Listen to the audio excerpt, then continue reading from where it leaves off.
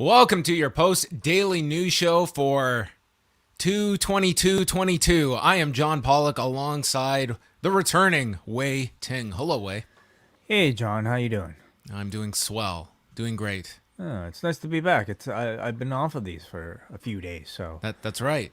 I had to kind of figure out where all the buttons were, like what this thing does right here, and make sure I don't screw anything up. So I'm gonna have to rely on you. So far, so good. But if you need to borrow some of my expertise, I am more than willing to share it.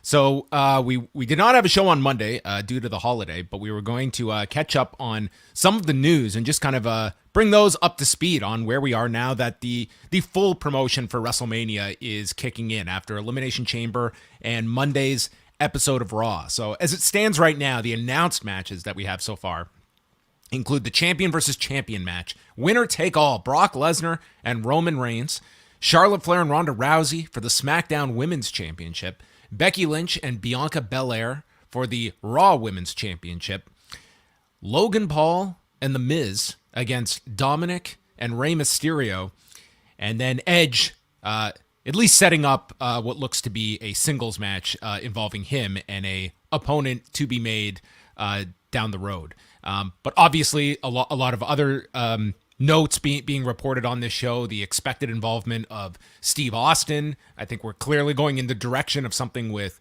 Sami Zayn and Johnny Knoxville. So I think we are going to pretty rapidly see the picture come into a clearer focus in the coming weeks. But what would you say, Wai, just in terms of the past couple of days? Has it increased buzz for WrestleMania? Is it sort of at a standstill at the moment until more comes out? Where does WrestleMania stand 6 weeks out from what is out there, what's officially been announced, and what is also expected?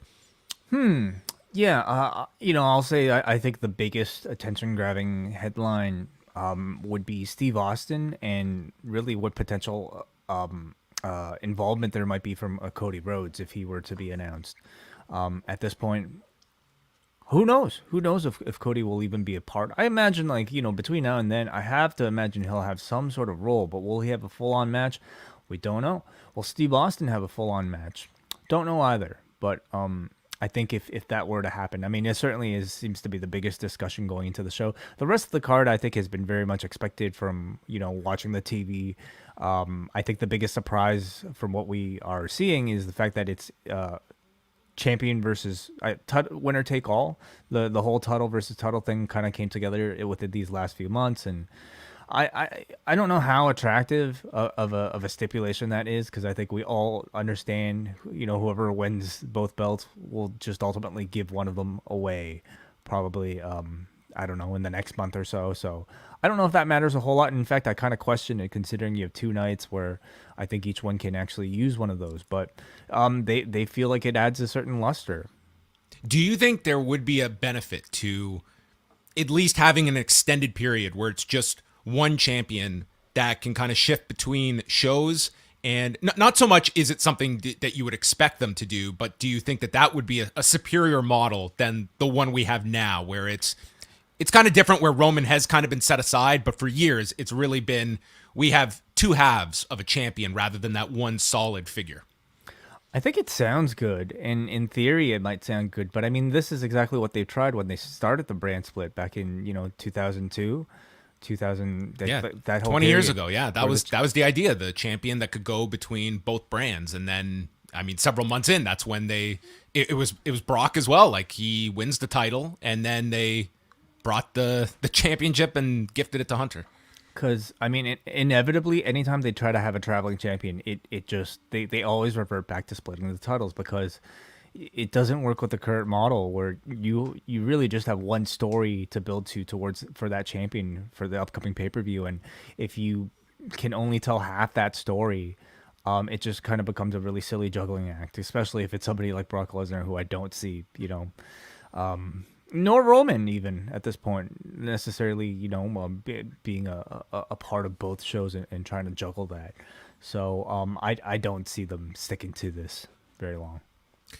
In terms of just, when you look at the next month, What's kind of your optimism of their ability to sell the remaining tickets? There's quite a lot remaining for either night. They're at a very healthy figure, like it's over 53,000 tickets out roughly between for both nights. So it's at a healthy number. But do you think there's going to be a surge, especially when you're looking at an Austin? Is that going to be a major ticket mover once that angle is shot and people have a clearer idea of a card that involves a Steve Austin, for instance? I have to think a Steve Austin return for the first time since his what is it, almost 20 years in a promoted match. I have to think that'll mean something, for a defending general audience. Defending Texas against Kevin Owens.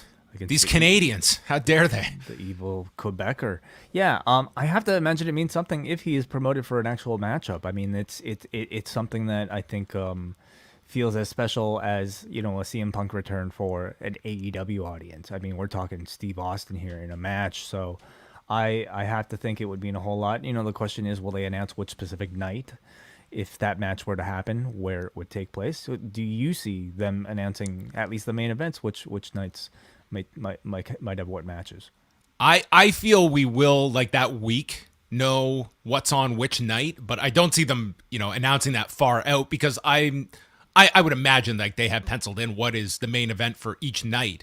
But I don't imagine we're going to get that information until the week of. I mean, I'm trying to recall, but I believe they had announced. I think like it was the week of. We knew what nights everything was going to be, and then maybe the night before they announced Sasha and Bianca would be going on last for the Saturday show. So maybe the week of we'll get some clear announcements. But it's a great question. Like, if you get this big angle with Austin and you're talking to an audience that, they weren't set enough on the WrestleMania name or what the card was so far to buy a ticket, they want to know what night. They're not going to buy tickets to both nights. They want to buy the night that Steve Austin is wrestling on. And I don't know if they'd be announcing that, 4 or 5 weeks out, but we shall see, because that is a clear ticket mover, but only for one night. What are some other matches you see them making that we haven't discussed yet? Well, I guess, yeah, we briefly touched upon like the Edge match and the opponent that fits in best for that role. We mentioned like Sami Zayn and Johnny Knoxville. I guess the question marks that you would look for on the Raw side, I would say Seth Rollins, figuring out where he fits in.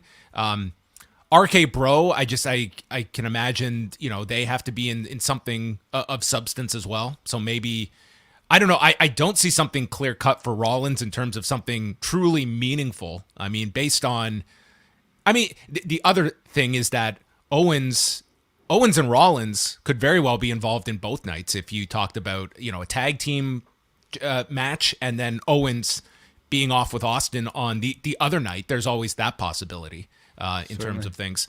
Bobby Lashley. Sorry, who's that? Sasha Banks. Sasha Banks would be another one who we have not seen since the Royal Rumble. So, she would hopefully be figured into something. You're going to have the hope that a Bayley is back in time. But what we've also seen is sometimes when you have these injuries and it's kind of touch and go to be back right around Mania time, they sometimes will just hold off and they want to have some things for after WrestleMania. And you could just earmark Bayley for post-WrestleMania plans on top of that. Yeah, that's kind of what I'm sensing right now, unless, they just kind of catapult into maybe those two, Sasha versus Bayley for WrestleMania, which I feel like they probably, we've seen that match a whole lot, number one, and secondly, I feel like they probably want to take their time establishing Bayley's return a little bit more. Alexa Bliss is another name which I could see getting a spot on the show, which we don't necessarily have a direction for yet. I'm trying to think quick, who are the women's tag team champions? I was going to say Rhea Ripley and Nikki Ash, but I believe it's Zelina Vega and Carmella, who yes. I don't know if they've defended those belts at all, like in the last month. I don't know. And I can't really see that getting a WrestleMania spot either, unless, they just kind of throw a bunch of the women into, makeshift tag teams just to kind of get them all into the show. But it's a pretty lame duck championship. Yeah, I guess the other element coming out of Raw is Bobby Lashley, that, I mean, they all but told you that this guy is probably not going to be around for some time. He's getting his shoulder checked out. It was very odd, the setup for this, where they want to promote Lesnar defending his title at the Madison Square Garden house show on March 5th, which they announced would be against Bobby Lashley if he can pass this concussion protocol. And then, later they did have the caveat if he can pass the protocol. And then later in the show, pretty much stating he's not going to pass the protocol. It will probably be someone else.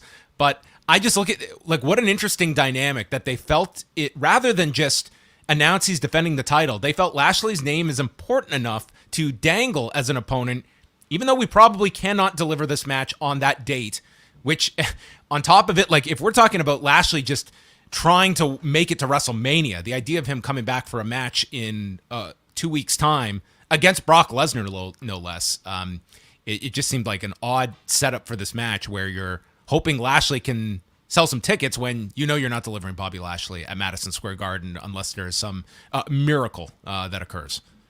Yeah, it's a promotional tactic. I do understand, but I also don't, because I think, if you're trying to essentially, I would say, rehab your I think perception of the importance of house shows, I certainly wouldn't start off with baiting and switching what the potential main event might be.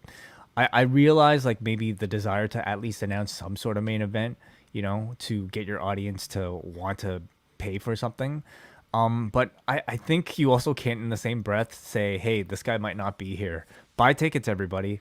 Like, it's really quite silly, and I think they should just, cut those expectations and just announce a new competitor for Brock. Yeah, you could announce that at the next pay-per-view, Conor McGregor is going to be fighting. However, he's still dealing with that leg injury he sustained last July, and he won't be cleared by then, most likely. So it'll probably be someone else fighting. But yeah, in theory, Conor McGregor could be fighting next month. It's silly. And to be fair, I will say, I mean, the draw in this scenario is a matchup between the two, but I would say maybe more so Brock would be the Conor McGregor in this case. Like, he's the bigger star, potentially the bigger attraction.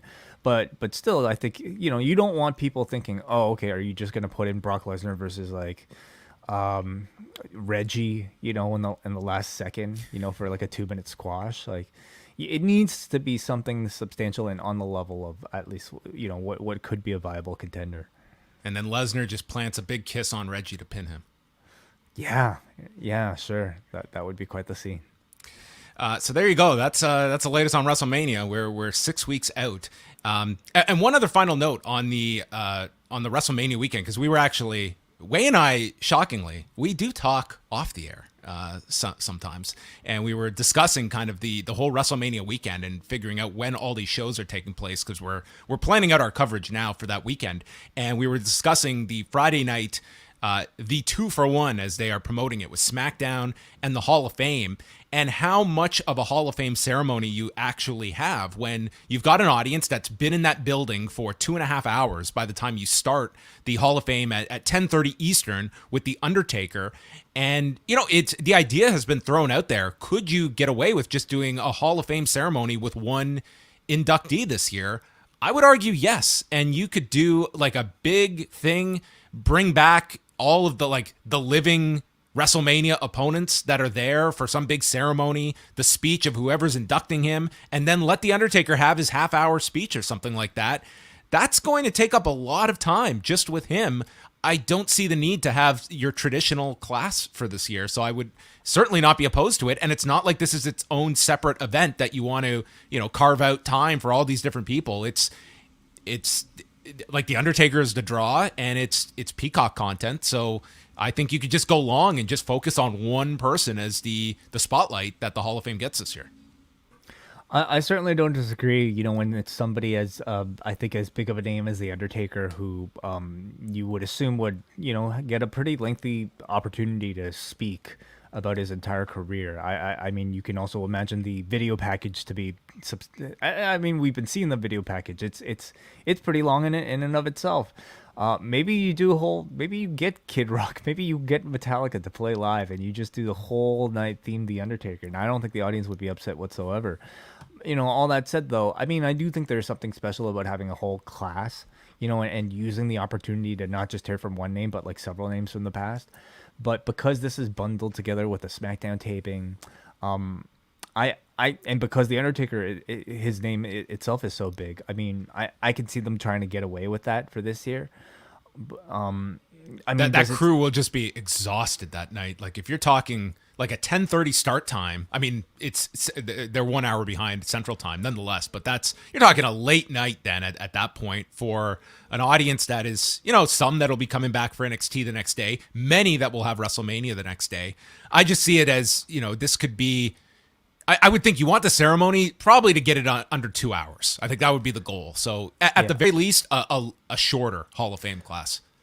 I see them doing a class just to kind of keep up with tradition. I mean, we're talking, the past 2 years where, like the 2020 class, they really could have saved for 2021, and yet they decided to induct their own 2021 class. And by the time that year came around, we had 2 full classes.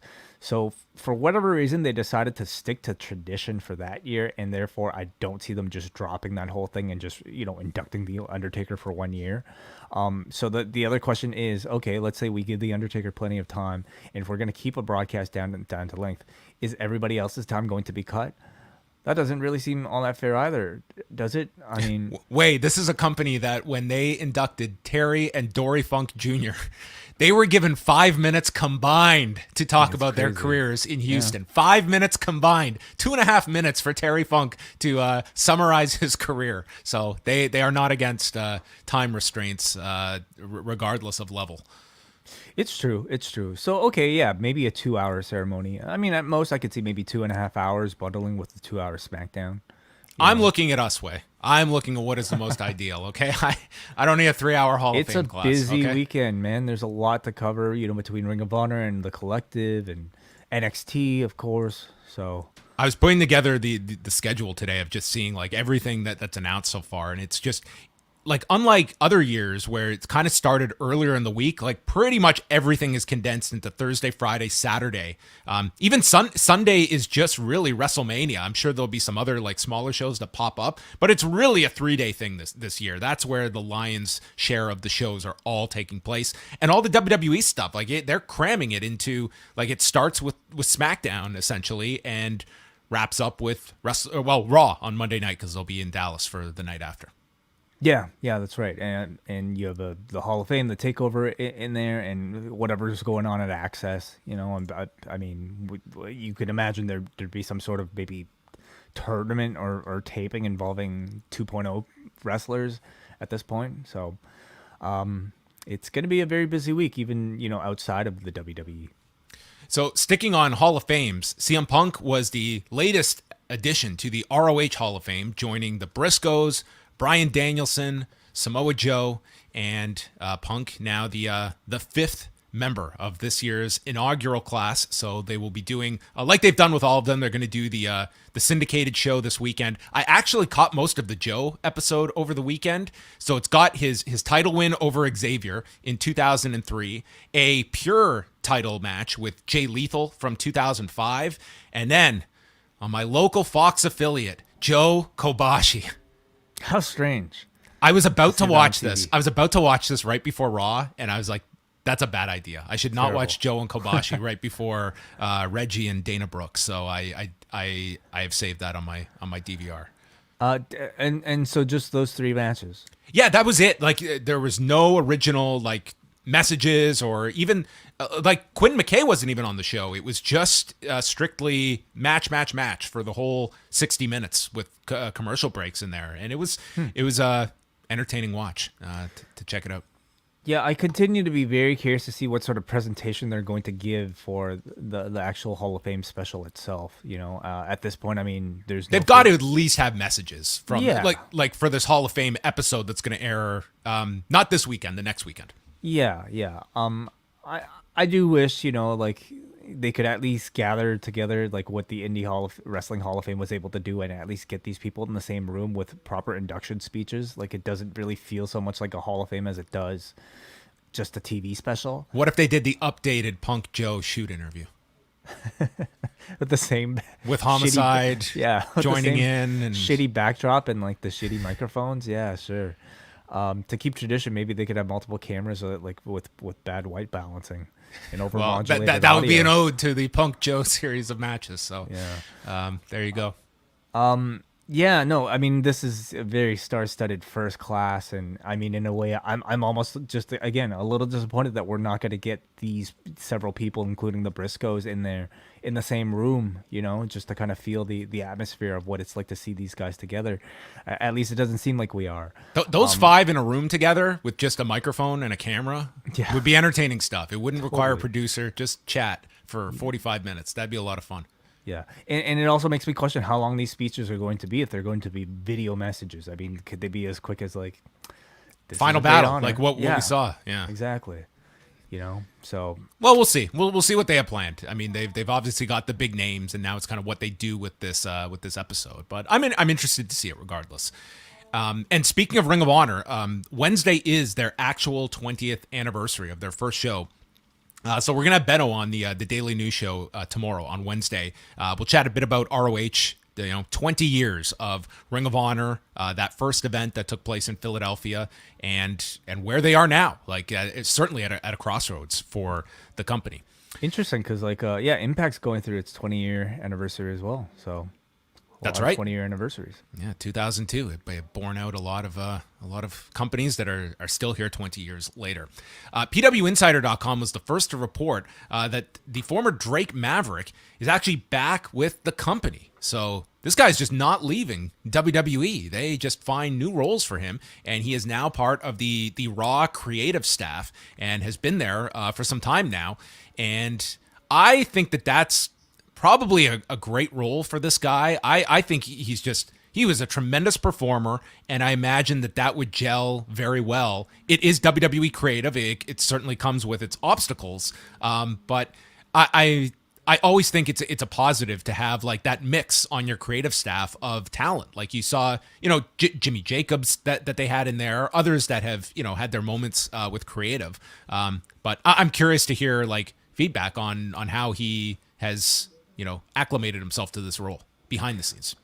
I am too. Yeah, I don't know why. I don't think any of us ever thought about him being a part of creative, but it seems like it's probably a far better fit than him being It's a an hard active job, wrestler. man. It's a hard job, especially if you're used to being a wrestler on the road, and it's just you're on other people's time, 24 hours a day, 7 days a week.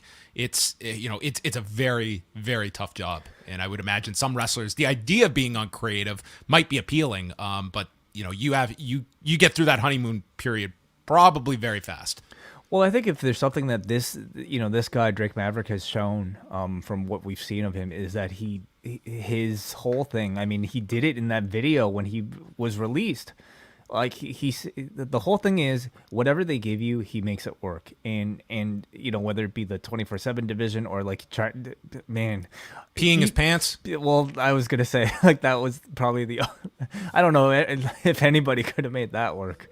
Peeing your pants as part of the manager of AOP, AOPP, I believe was what God. they were calling it. Yes. Anyway, so even he would have his limits, but I think he's also somebody who's shown a great will to work very hard and to take on some of that pressure and essentially do whatever this company asks of him. Because I don't know if I've encountered anybody who has been as public about their desire to stick with this company regardless of how many times he's been fired. Like this man's dream is to truly be a part of this company. When I think coming off of that last set of releases, and with that excellent video, like we can go back to like our news update when we're talking about him. He could have, I think, found a position for himself, in plenty of other companies that are out there. But I mean, I'm sure financially there's probably a benefit to being a part of this company, and I think it's for him the prestige of being part of the WWE is probably a major factor as well. NXT tonight, so they have announced that the Tommaso Ciampa Dolph Ziggler match will be a number one contenders match, setting up the next challenger for Braun Breaker. Which I mean, they kind of hinted in Gunther's promo about him going for the title. So I don't know if he gets into the picture as well, or if they just go strictly with Braun Breaker and presumably Dolph Ziggler. Like I think that would be your optimum match to build up to WrestleMania weekend with. Yeah, that's a good point. I mean, I had expected in my mind that it would be Gunther versus Breaker for WrestleMania weekend, but I mean, they've really kind of like, made a big deal out of this Dolph thing. So, Unless they look at you have 6 weeks and they figure the Dolph match could be just elite, do that on TV instead of doing it on Peacock, for instance. so are we saying Dolph has no chance of making a WrestleMania card, besides the Battle Royal, I suppose? Besides the Battle Royal, I would say Stand and Deliver is probably a better Okay, fit. not bad. I would prefer to see him as part of a headlining, NXT takeover match rather than just a battle royal spot. And I don't know if he would, but yeah. I mean, I think it's interesting. I personally would prefer to see a Gunther main event, but maybe they have further plans for Gunther because I think Gunther should be the type to actually win the championship rather than somebody just to be another name in Braun Breaker's list of conquered opponents. You also have to look at someone like Gunther. That, I mean, he's made the move over here. What are their plans for him? Like, if they're beyond NXT and you have an idea of bringing this guy up after Mania, well, then let's get the match out of the way and do it for WrestleMania weekend. If the idea is after Mania, transition this guy to the main roster, because now you've cleared the major hurdle, which was him not wanting to live over here.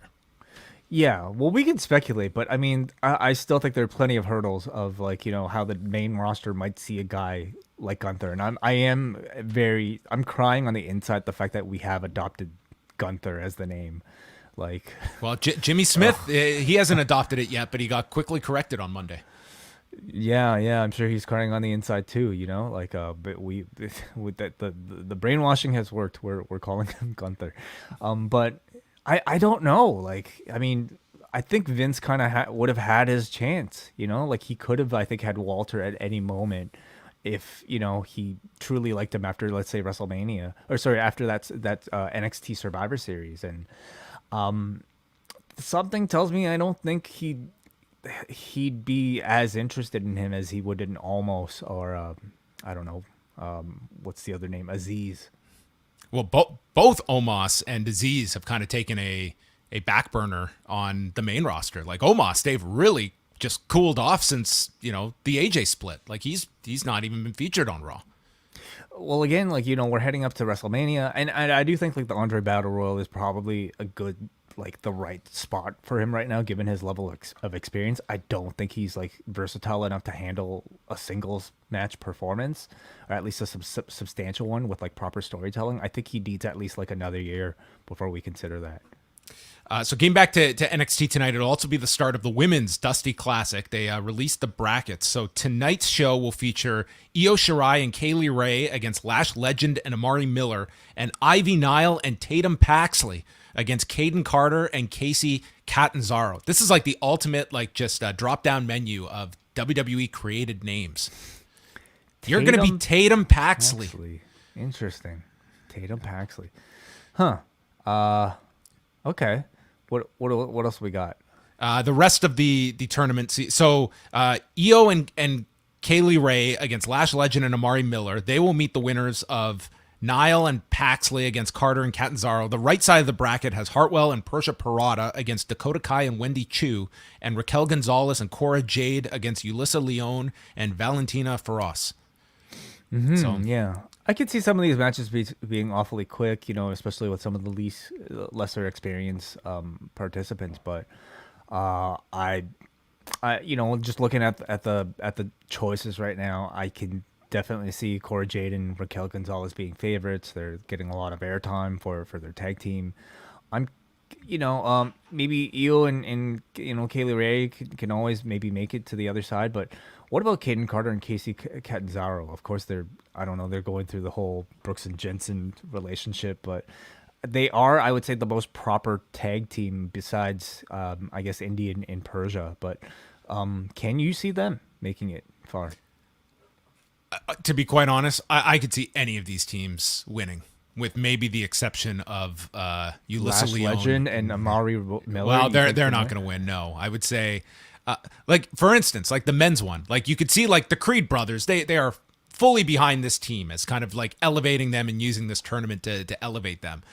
like what is your equivalent in this? Like Cora Jade and Raquel Gonzalez, I see this as just a brief team before they do another match. Shirai and Kaylee Ray, you could, but I feel you've also gone to the limit of where you're going to go with these two women in NXT at this point. Like going for the tag titles, like with Io again, sure. You could do that. I don't know. This tournament isn't jumping out at me, Way.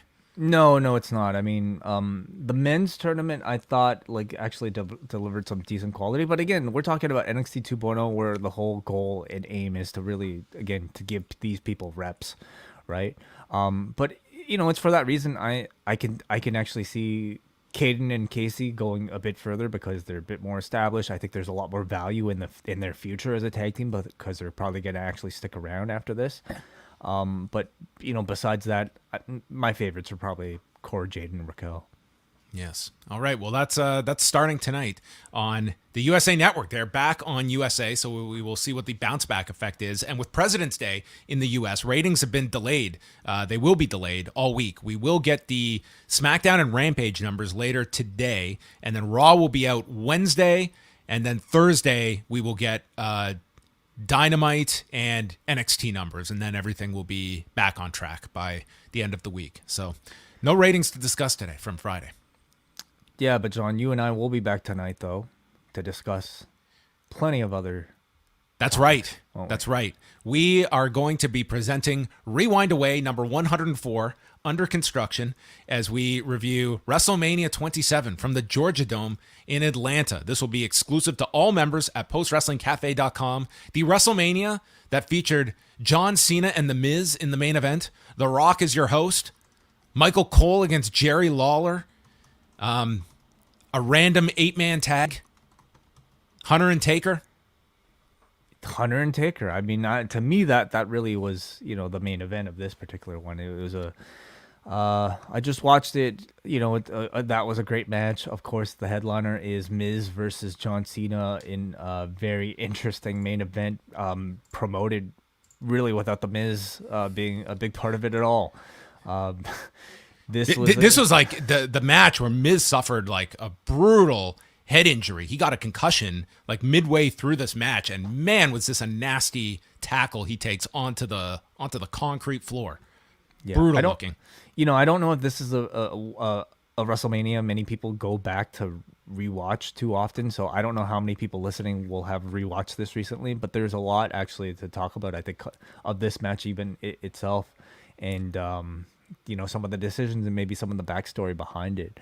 But so there's that, and of course Edge's final match before his first retirement. That's right. And we'll also talk about how Vince McMahon tried to book a match with Dana White on this show. We're going to talk about the official dropping of World Wrestling Entertainment in favor of just WWE, that they would be recognizing themselves as. We will talk about the cold shoulder incident involving John Morrison and Trish Stratus.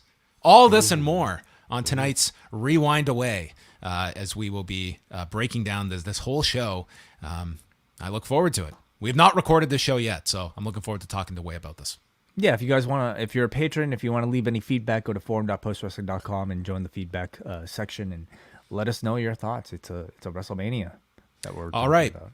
So in honor of 2/22/22, leave us 2 thumbs up on the YouTube channel, subscribe to Post Wrestling, and share the video. Spread it around. We will be back tonight again with Rewind-A-Wai, and then tomorrow, Benno from the British Wrestling Experience and the Grapple Spotlight. He will be on with us as we chat about Ring of Honor and whatever other news is going on in the world of professional wrestling. So you are all up to date, and that will wrap it up for our post-daily news show. Oh, sorry. It's been a while. First day back.